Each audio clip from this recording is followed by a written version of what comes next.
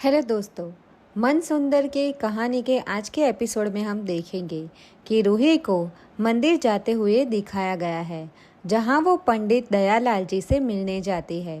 पंडित जी से मिलने के बाद उसे जो जानकारी मिलती है, उसे वो अपने अंदर की बेचैनी और संघर्ष को कुछ देर के लिए भूल जाती है। हालांकि वो अपने जीवन की समस्याओं से पूरी तरह से निपट नहीं पाई है।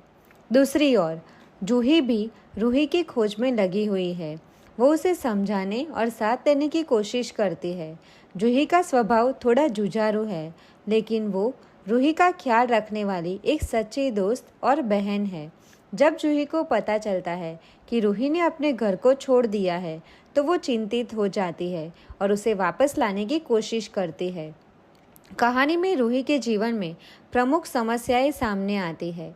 उनमें से एक ये है कि उसका अपने होने वाले बच्चे को खो देना। ये घटना उसकी ज़िंदगी का सबसे दर्दनाक और निराशाजनक समय है। उसकी दादी उसे घर से चले जाने को कह देती है और रूही असमंजस में है कि वो क्या करे। अपनी सारी उम्मीदों और सपनों के टूट जाने के बाद रूही अकेली और उदास महसूस करती है। जूही उसे समझाती है कि वो इस समय घर से बाहर जाने के बजाय अपने परिवार और पति के साथ रहकर इस मुश्किल समय का सामना करे, लेकिन रूही अभी तक उस दर्द से पूरी तरह से उबर नहीं पाई है जिससे वो गुजरी है। जूही ये समझने की कोशिश करती है कि रूही को कैसे वापस लाया जाए और वो इस स्थिति में क्या सही निर्णय ले सकती है।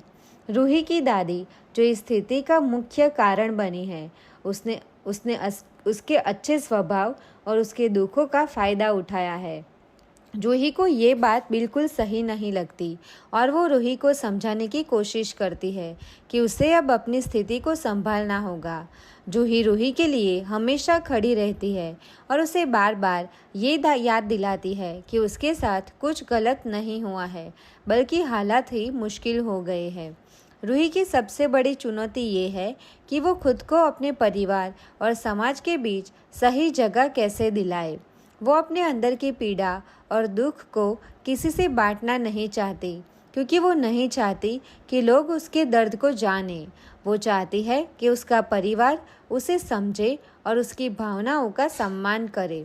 कहानी में जूही का किरदार एक मजबूत और सहायक बहन के रूप में उभरता है, जो अपनी बहन के दर्द को समझती है और उसकी मदद के लिए हमेशा तैयार रहती है।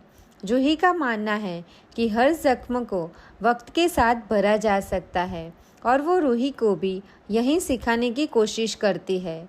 अंत में जूही ये फैसला करती है कि वो रूही की मदद करेगी और उसे घर वापस लाने की कोशिश करेगी। कहानी में रूही और जूही के रिश्ते की गहराई को बड़ी ही खूबसूरती ढंग से दिखाया गया है। दोनों के बीच का बंधन इतना मजबूत है कि वे एक दूसरे के बिना अधूरी महसूस करते हैं। कहानी का अंत उस समय होता है जब रूही अपनी दादी के बर्ताव से निराश होती है, लेकिन जूही उसे ये विश्वास दिलाती है कि उसे अब अपनी आवाज़ उठानी होगी और अपनी ज़िंदगी के बारे में खुद निर्णय लेना होगा।